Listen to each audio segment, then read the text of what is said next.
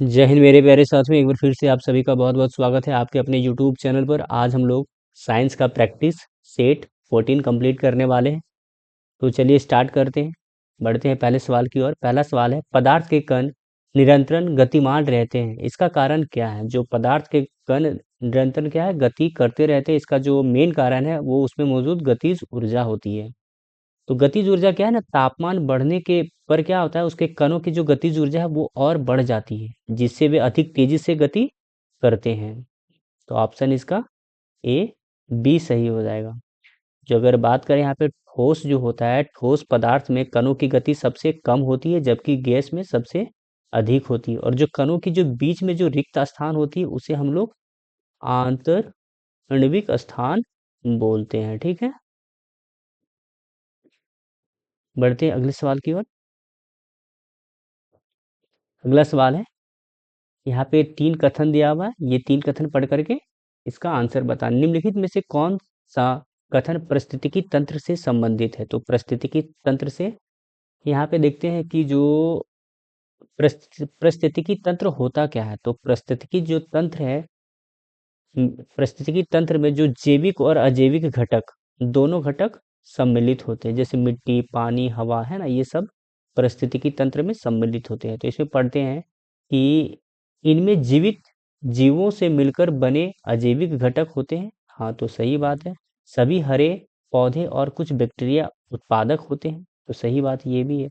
अब घटक जटिल कार्बनिक पदार्थ को सरल कार्बनिक पदार्थ में तोड़ता है, तो तोड़ता ही है। ठीक है, तो तीनों का जो तीनों कथन है वो वेरिएबल हो रहा है, इसलिए ऑप्शन बी यहाँ पे सही हो जाएगा।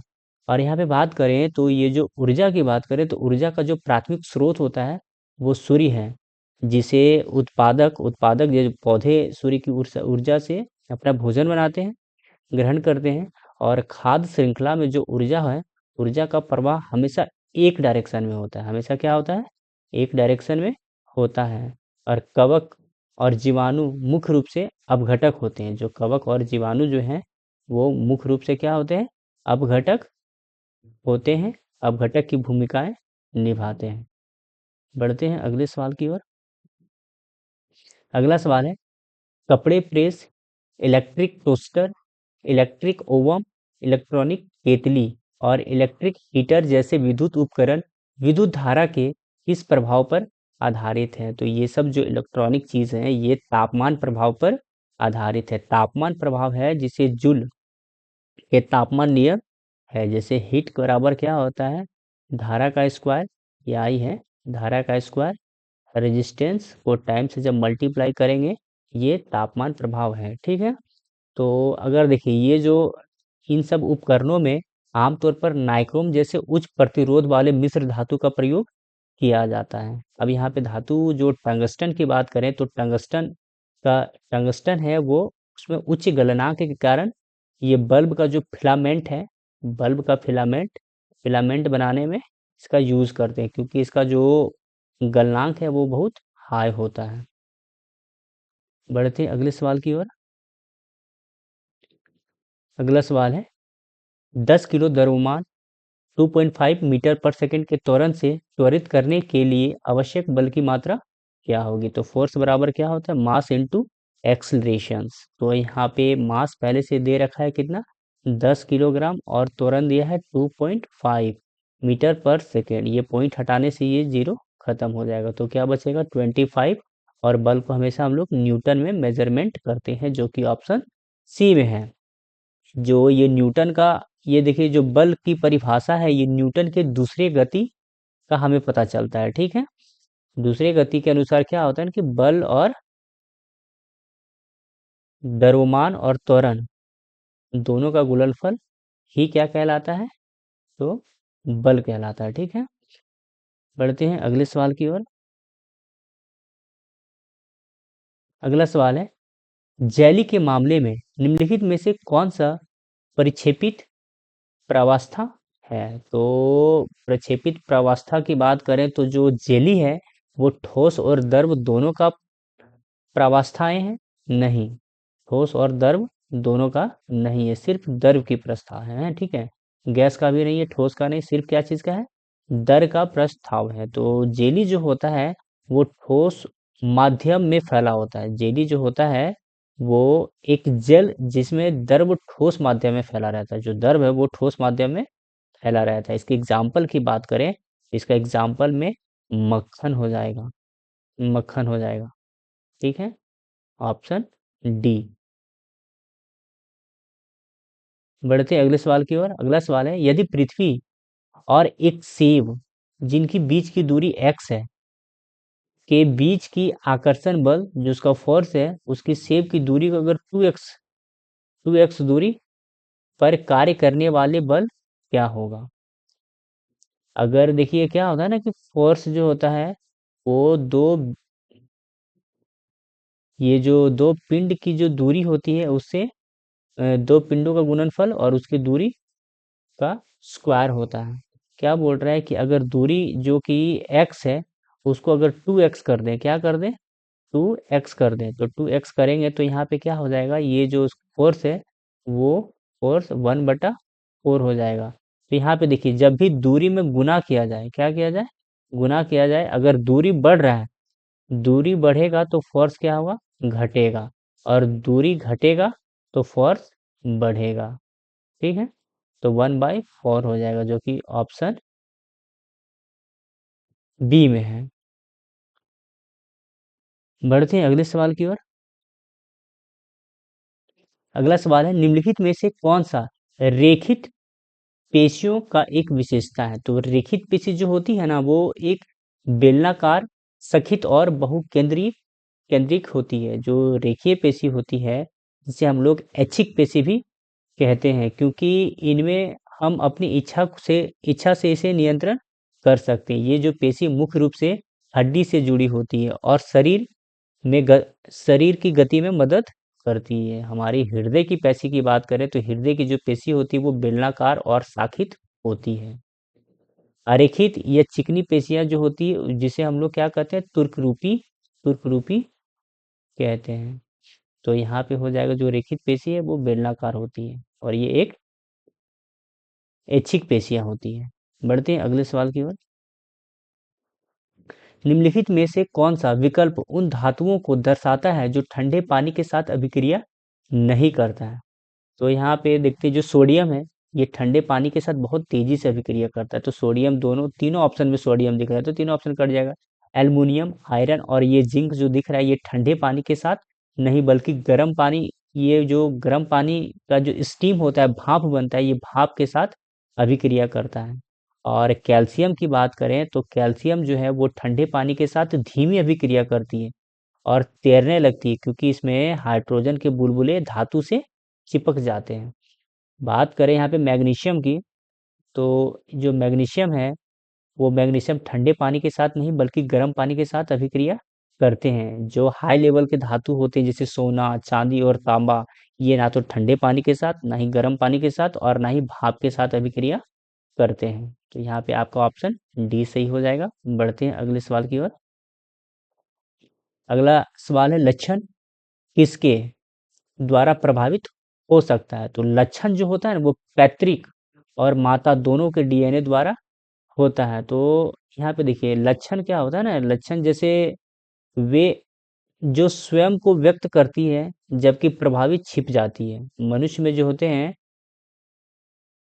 ये जो लक्षण है, लक्षण नहीं होता, लक्षण आप समझ सकते हैं ना, तो पैतृक या मात्रक दोनों में से कोई एक में होता है। जिन की बात करें तो आनुवांशिक बुनियाद की जो इकाई जो लक्षण को क्या करती है, नियंत्रित करती है। जो आनुवांशिक होती है, जीन होता है, वो लक्षण को क्या करता है, नियंत्रण करता है। और ग्रेगरी जॉन मेंडल है, उन्होंने क्या बताए थे, आनुवांशिक के बारे में बताया था। ठीक है, तो मनुष्य में जो होते हैं वो जीन मतलब गुणसूत्रों की संख्या कितनी होती है, 23 होती है। बढ़ते हैं अगले सवाल की ओर।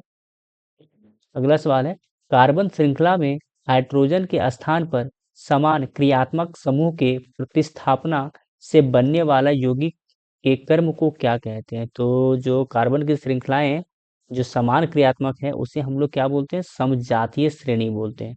समजातीय श्रेणी में क्या होता है ना कि दो क्रमागत, दो लगातार सदस्यों की जो बीच है वो CH2 समूह में अंतर होता है। इनकी आणविक द्रव्यमान जो होता है वो 14 परमाणु होता है। एक श्रेणी अगर एक ही श्रेणी में सभी सदस्य का रासायनिक गुण क्या होता है, इसमें समान होता है। जैसे जैसे आणविक द्रव्यमान बढ़ता है उसका गलनांक और क्वथनांक क्या होता है, भौतिकी गुणों के क्रमिक परिवर्तन होता है। अब इसके एग्जाम्पल की बात करें तो एल्केन, एल्कीन, एल्काइन, ये सब क्या है, इनके एग्जाम्पल है। बढ़ते हैं अगले सवाल की ओर। अगला सवाल है, मस्तिष्क से निकलने वाले कपाल तंत्रिका और मेरुरज्जु से निकलने वाले स्पाइनल तंत्रिका मिलकर क्या बनाती है। तो जो ये दोनों मिलकर के, जो कपाल तंत्रिका और स्पाइनल तंत्रिका, ये दोनों मिलकर के परिधियां तंत्रिका बनाती है।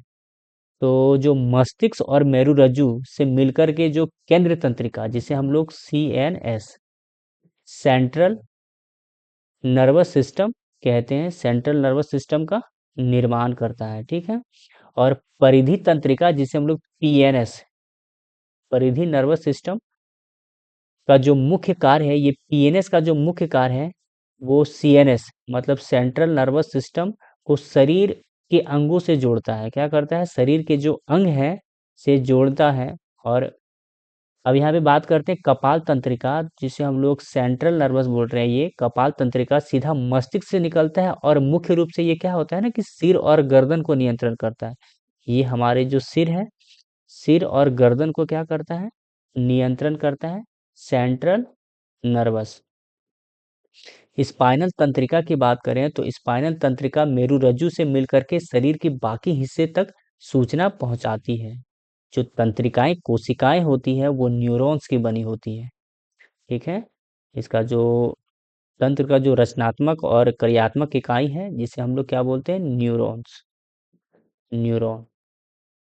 तो इसका ऑप्शन आपका ए सही हो जाएगा। बढ़ते हैं अगले सवाल की ओर।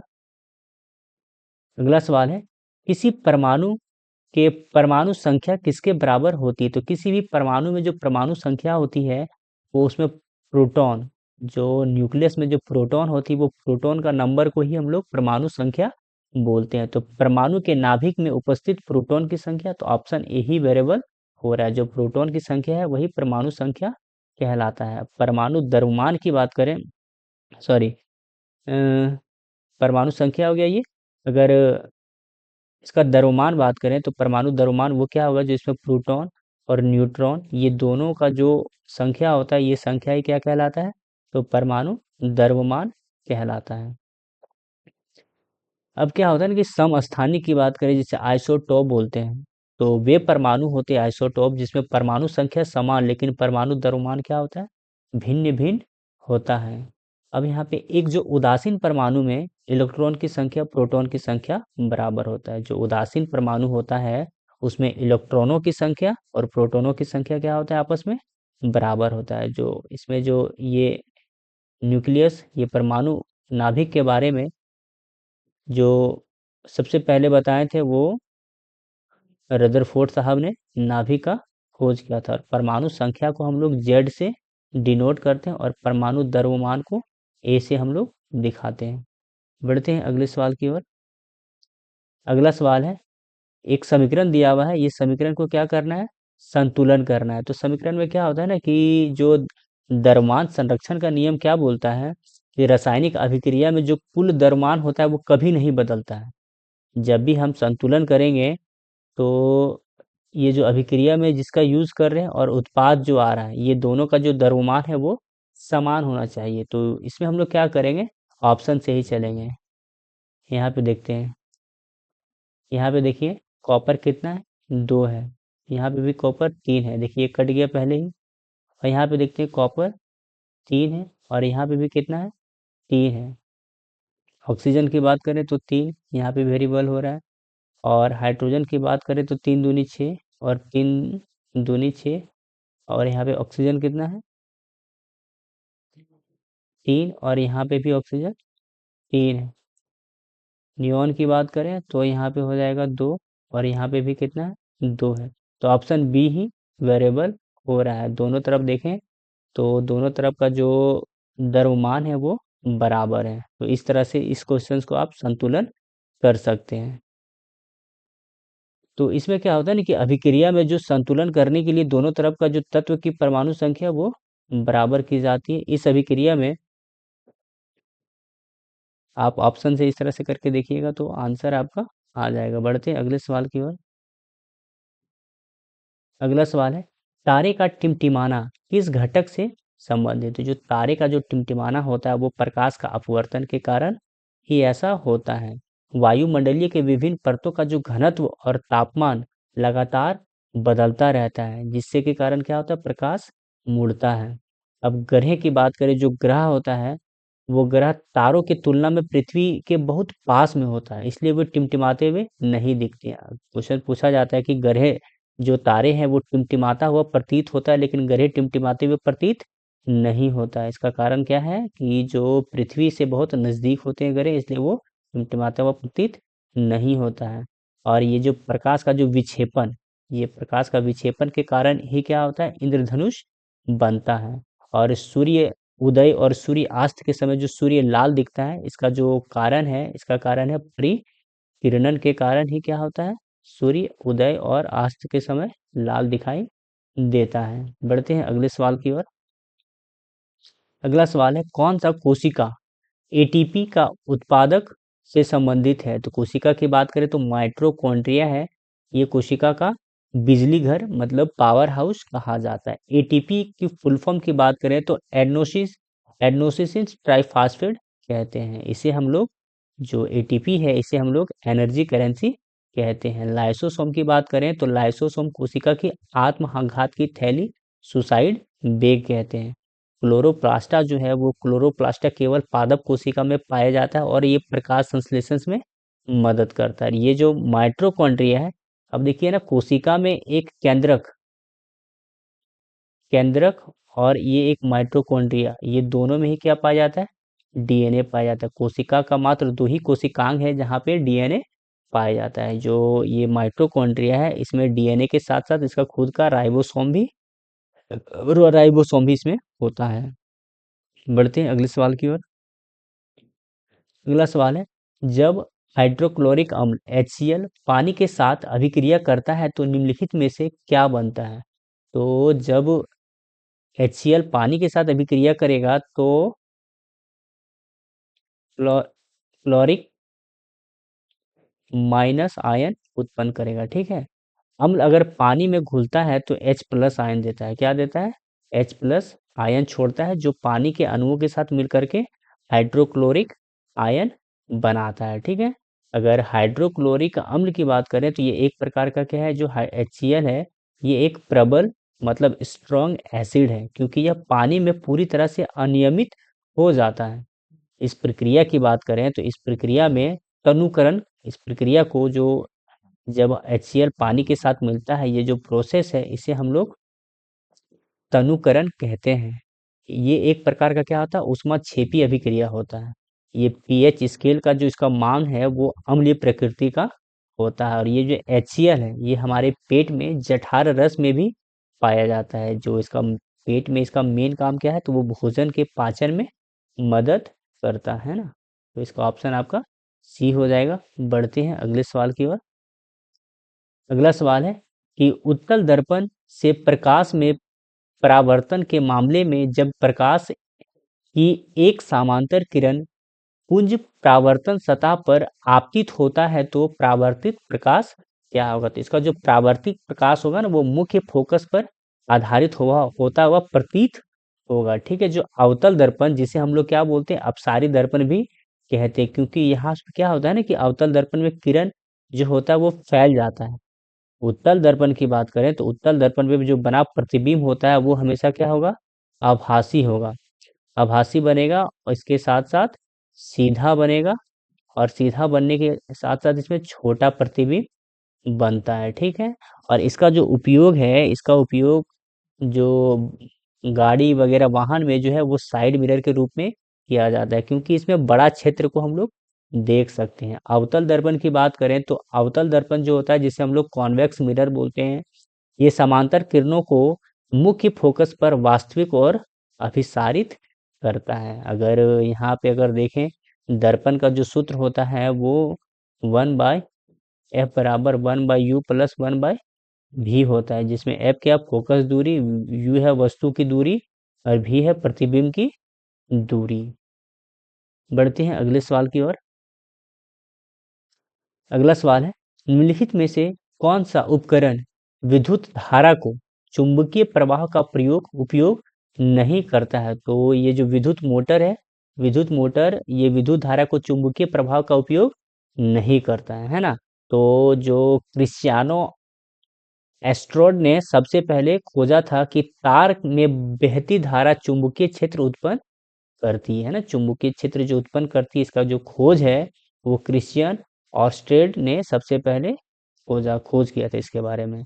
जो विद्युत मोटर है, ये विद्युत मोटर ये यांत्रिक ऊर्जा को विद्युत ऊर्जा को यांत्रिक ऊर्जा में परिवर्तन करता है, और ये जो विद्युत जनित्र है ये यांत्रिक ऊर्जा को विद्युत ऊर्जा में परिवर्तित करता है।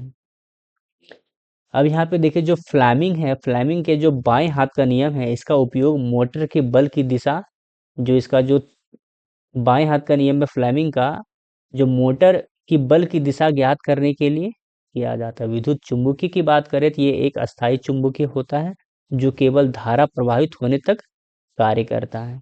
गैल्वेनोमीटर एक ऐसा उपकरण है, गैल्वेनोमीटर एक ऐसा उपकरण है जो परिपथ में धारा की उपस्थिति का पता लगाते हैं। ठीक है, तो बढ़ते हैं अगले सवाल की ओर। अगला सवाल है, किसी पिंड के द्वारा अपनी स्थिति या विन्यास कॉन्फ़िगरेशंस के कारण धारित ऊर्जा क्या होती है? तो जो पिंड के कारण जो उसका विन्यास के धारित ऊर्जा की बात करें तो वो एक स्थितिज ऊर्जा होती है, जिसे हम लोग गुरुत्वास्थितिज ऊर्जा कहते हैं ना। पोटेंशियल एनर्जी की फॉर्मूला की बात करें तो मास इंटू ग्रेविटी के साथ हाइट को मल्टीप्लाई करते हैं, ये पोटेंशियल एनर्जी है। एग्जाम्पल इसकी बात करें तो एग्जाम्पल में जो खिंची हुई जो धनुष होती है या फिर दबी हुई स्प्रिंग, इसमें क्या होता है? तो इसमें स्थितिज ऊर्जा होता है। अब यहाँ पे देखिए, जब कोई वस्तु है इसको ऊपर से नीचे गिरा रहे हैं, तो यहाँ पे जब छोड़ रहे थे तो उस समय यहाँ पे इसमें क्या था? तो इसमें पोटेंशियल एनर्जी स्थितिज ऊर्जा था, लेकिन जैसे ही छोड़ते तो इसमें धीरे धीरे आ जाता है गतिज ऊर्जा, और गतिज ऊर्जा धीरे धीरे बढ़ेगी, है ना, और धीरे धीरे बढ़ने लगती है। अब देखिए इसमें क्या होता है ना कि गतिज ऊर्जा, काइनेटिक एनर्जी और ये पोटेंशियल एनर्जी, ये दोनों किसके बराबर होते हैं? ये दोनों जो होते हैं, ये दोनों ऊर्जा को हम लोग क्या कौन सा ऊर्जा बोलते हैं? तो यांत्रिक ऊर्जा बोलते हैं, मैकेनिकल एनर्जी, पोटेंशियल एनर्जी और काइनेटिक एनर्जी, ये दोनों एनर्जी मिल करके ही बनता है। और जो ऊर्जा संरक्षण का जो नियम है, नियम के अनुसार ऊर्जा को ना तो बनाया जा सकता है और ना ही नष्ट किया जा सकता है। ये ऊर्जा संरक्षण के नियम बताता है। ऊर्जा को क्या करते हैं हम लोग? एक फॉर्म से दूसरे फॉर्म में चेंज करते हैं। बढ़ते हैं अगले सवाल की ओर। अगला सवाल है कि पौधे में जाइलम का मुख्य कार्य क्या होता है? तो जाइलम जो है इसका मुख्य कार्य क्या होता है? जल और खनिज का परिवहन करना। ठीक है, तो जो जाइलम है यह जड़ से पत्ती तक पानी और घुले हुए उसमें खनिज को ले जाने का काम करता है। और फ्लोएम की इसका जस्ट जो उल्टा होता है वो फ्लोएम है। फ्लोएम क्या करता है? जो पौधे में भोजन जो शर्करा बनता है वो उसे वहां से अन्य भाग में लेकर के जाता है। अगर जाइलम की बात करें तो जाइलम जो है ना वो एक ही दिशा में, ये एक दिशीय मतलब नीचे से ऊपर की ओर जाता है, जबकि जो फ्लोएम है वो ऊपर से नीचे भी आ सकता है और नीचे से ऊपर भी जा सकता है। तो जाइलम एक दिशीय होता है, और जो फ्लोएम है वो दो दिशीय होता है। जाइलम ऊतक है वो पौधे को जो आंतरिक मतलब अंदर से मजबूती प्रदान करता है, क्योंकि इसकी जो कोशिका भित्ति है ना वो मोटी होती है। जाइलम का जो मुख्य घटक है वो क्या है? वाहिनिकीय है, मतलब ये वाहन करने का ही काम करता है, जल और खनिज का। इसमें ऑप्शन आपका सी सही हो जाएगा। बढ़ते हैं अगले सवाल की ओर। अगला सवाल है, निकट दृष्टि दोष जिसे हम लोग माइपिया बोलते हैं को दूर करने के लिए किस लेंस का प्रयोग करते हैं? तो निकट दृष्टि में क्या होता है? निकट की चीजें दिखाई देगी लेकिन दूर की चीजें नहीं दिखाई देगी, तो इसके लिए हम लोग अवतल दर्पण का यूज करते हैं। और उत्तल दर्पण जिसे हम लोग हाइपरमोट्रोपिया दूरदृष्टि दोष बोलते हैं। दूरदृष्टि दोष में क्या होती है? दूर की चीजें दिखाई देगी मतलब जो दोष होता है उसका जस्ट उल्टा प्रतिबिंब हम लोग का बनता है। जैसे उत्तल में क्या, दूरदृष्टि दोष में क्या होता है, दूर की चीजें दिखाई देगी लेकिन नजदीक की चीजें दिखाई नहीं देगी, है ना। इसे हम लोग क्या बोलते हैं, हाइपरमेट्रोपिया, और इसके लिए उत्तल दर्पण का प्रयोग करते हैं। और एक होता है जिसे हम लोग बोलते हैं जरा दृष्टि दोष। जरा दृष्टि दोष, जरा दृष्टि दोष क्या होता है ना, कि जब बुढ़ापे होने के समय, मतलब ये होता है ना कि एज होने के बाद होता है, जब उम्र हो जाता है, जिसमें क्या होती है कि इसमें दोनों तरह का निकट दृष्टि दोष और दूर दृष्टि दोष दोनों हो जाता है। ठीक है, दूर की भी चीजें सही से नहीं देख पाते और नजदीक की चीजें भी नहीं देख सकते। तो इसके लिए जो हम लोग लेंस यूज करते हैं, जिसे हम लोग द्विफोकस बाइफोकल लेंस कहते हैं, इसका जो ऊपर का भाग है, ऊपर में हम लोग अवतल लेंस लगा हुआ रहता है और नीचे में उत्तल लेंस लगा हुआ रहता है। बढ़ते हैं अगले सवाल की ओर। अगला सवाल है, आधुनिक आवर्त सारणी किस गुण पर आधारित है। तो आधुनिक आवर्त सारणी है वो परमाणु संख्या पर आधारित है। जो आधुनिक आवर्त सारणी है ये हेनरी मोजले ने 1913 में बनाया था, है ना। इन्होंने जो आधुनिक आवर्त नियम इन्होंने ही दिया था, जिसके अनुसार तत्वों के जो गुण हैं उनके परमाणु संख्या के आवर्त फलन होते हैं। मेंडलीव की बात करें तो मेंडलीव की सारणी जो है वो पुरानी आवर्त सारणी, जो कि मेंडलीव के परमाणु द्रव्यमान पर, मेंडलीव की जो आवर्त सारणी थी वो परमाणु द्रव्यमान पर आधारित थी। बढ़ते हैं अगले सवाल की ओर। अगला सवाल है, प्लास्टर ऑफ पेरिस पीओपी का रासायनिक सूत्र क्या होता है। तो पीओपी का रासायनिक सूत्र CaSO4 हाफ H2O होता है ना। इसे हम लोग कैल्शियम सल्फेट हेमेटाइड कहते हैं ना। जब जिप्सम को क्या है, जब जिप्सम को CaSO4 जिप्सम को जल के साथ अभिक्रिया करते हैं, कितना केल्विन के साथ, तो 373 केल्विन के साथ गर्म करते हैं, तो ये पीओपी बन जाता है। ठीक है, हो जाएगा ऑप्शन बी इसका सही जवाब, है ना। इसका आप रासायनिक नाम जरूर याद रखिएगा, calcium sulphate oxide hematite, calcium sulphate hematite. बढ़ते हैं अगले सवाल की ओर। अगला सवाल है, ध्वनि की चाल किस माध्यम में सबसे अधिक होती है। तो ध्वनि की चाल की बात करें तो सबसे जो ज्यादा होता है वो ठोस में होता है ना। तो ध्वनि की चाल सबसे अधिक किस माध्यम में सबसे अधिक होता है। तो सबसे अधिक ठोस में होता है, और उससे जो कम होता है वो लिक्विड में होता है, और सबसे कम जो ध्वनि की चाल है वो गैस में होता है। ध्वनि जो होता है वो निर्वात में यात्रा नहीं करता है, नहीं कर सकता है, नहीं कर सकता है। इसी कारण क्या होता है कि चंद्रमा पे हम लोग ध्वनि, चंद्रमा पे क्या होता है, निर्वात है, वहाँ पे वैक्यूम हवा है नहीं, तो चंद्रमा पे इतना बहुत ज़्यादा नज़दीक होने के बाद भी हम एक दूसरे की आवाज़ सुन नहीं सकते हैं। और जैसे क्या होता है ना कि तापमान, जैसे टेम्परेचर क्या होता है ना, टेम्परेचर बढ़ेगा वैसे ही क्या होगा, हवा में जो होता है ध्वनि की जो चाल है वो बढ़ जाती है। और आर्द्रता, आर्द्रता बढ़ने से क्या होता है, ध्वनि की चाल घटती है। तो यहाँ पे पूछा माध्यम, तो हो जाएगा सबसे अधिक तो होश में। बढ़ते हैं अगले सवाल की ओर। अगला सवाल है, विटामिन सी की कमी से कौन सा रोग होता है। तो विटामिन सी की कमी से स्कर्वी रोग होता है। अब इसका जो लक्षण की बात करें तो मुंह से खून आना, घाव को देरी से भरना और कमजोरी, अंदर से शरीर कमजोर लगना, ये क्या है, स्कर्वी रोग का लक्षण है। इसको जो रासायनिक नाम की बात करें तो रासायनिक नाम इसका स्कर्विक एसिड होता है। अब इसका सोर्स विटामिन सी कहाँ से मिलता है, तो इसका सोर्स जो खट्टे पदार्थ होते हैं, आंवला, संतरा, नींबू, अमरूद, ये सब क्या है, तो विटामिन सी का सोर्स है। अब देखिए क्या है ना, रतौंधी ये विटामिन ए की कमी से होता है, और बेरी बेरी विटामिन बी की कमी से, और रेक्टस ये विटामिन डी की कमी से होता है। अब बात कर ले कि विटामिन की, तो जो वाटर में, पानी में घुलनशील विटामिन जो है वो बी और सी है। ये जो दो विटामिन है वो ये पानी में घुलनशील है।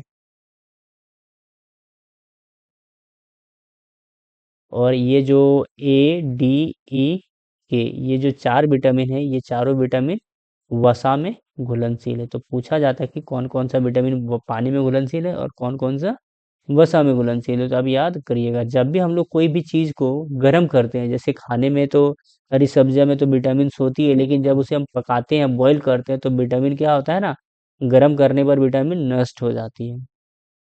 बढ़ते हैं, आइए आप, आज का आखिरी सवाल था। वीडियो अच्छा लगे तो आप लाइक कीजिए, चैनल को सब्सक्राइब कीजिए। आपको इसमें मैथ्स और साइंस की क्वेश्चंस की वीडियो मिलती रहेगी। मिलते हैं नेक्स्ट वीडियो में। जय हिंद।